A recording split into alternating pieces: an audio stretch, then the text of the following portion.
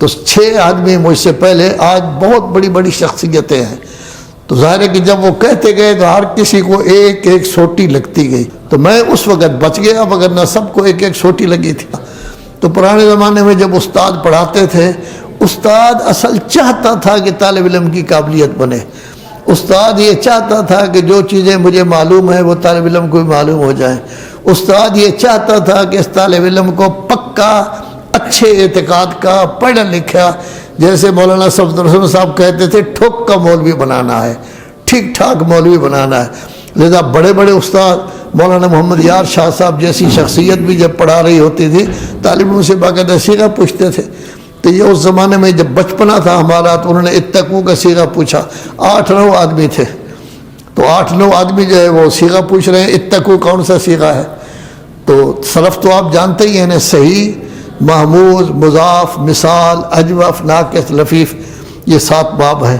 تو ایک نے کہا جی یہ صحیح کا باب ہے، دوسرے نے کہا جی یہ جو ہے مضاف کا ہے، تیسرے نے کہا جی محموز کا ہے، چوتھے نے کہا جی مثال کا ہے، پانچویں نے کہا جی اجوف کا ہے، چھٹے نے کہا کہ ناقص کا ہے۔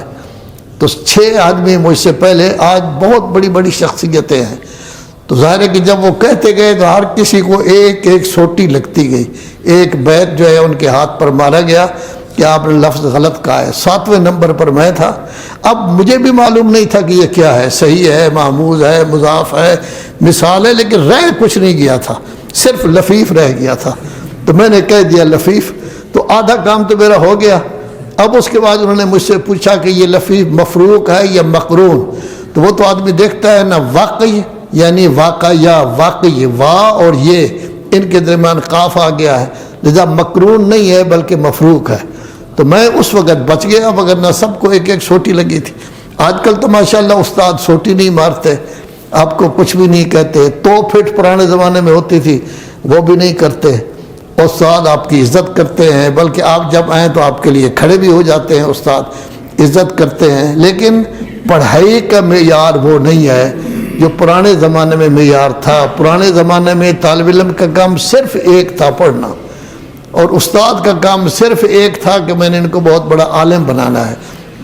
آج کل اساتذہ کے بھی ڈھیر سارے کام ہوتے ہیں، اور طالب علم کے کام تو اتنے ہیں کہ شمار کرنے والے نہیں ہیں۔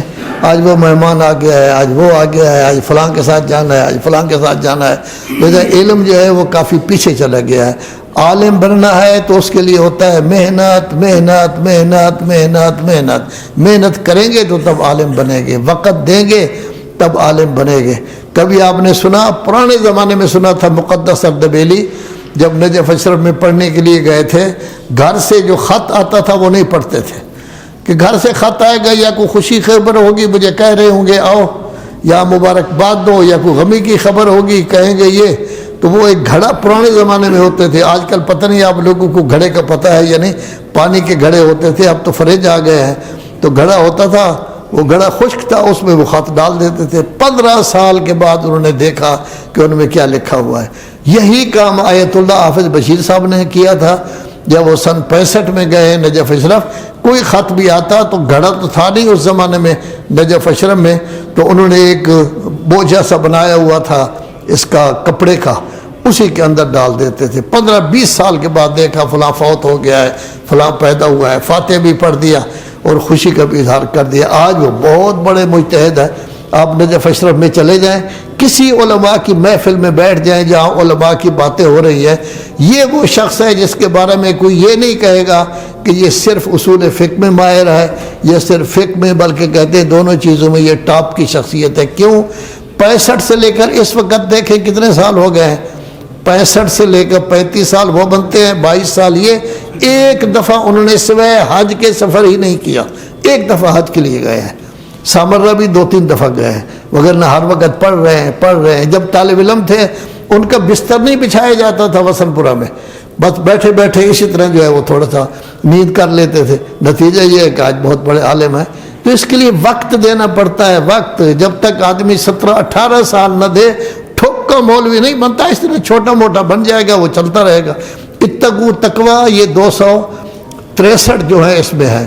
مسا یا مسو، کسی چیز کو چھونا، یہ کہتے ہیں، یہ قرآن مجید میں 65 دفعہ ہے۔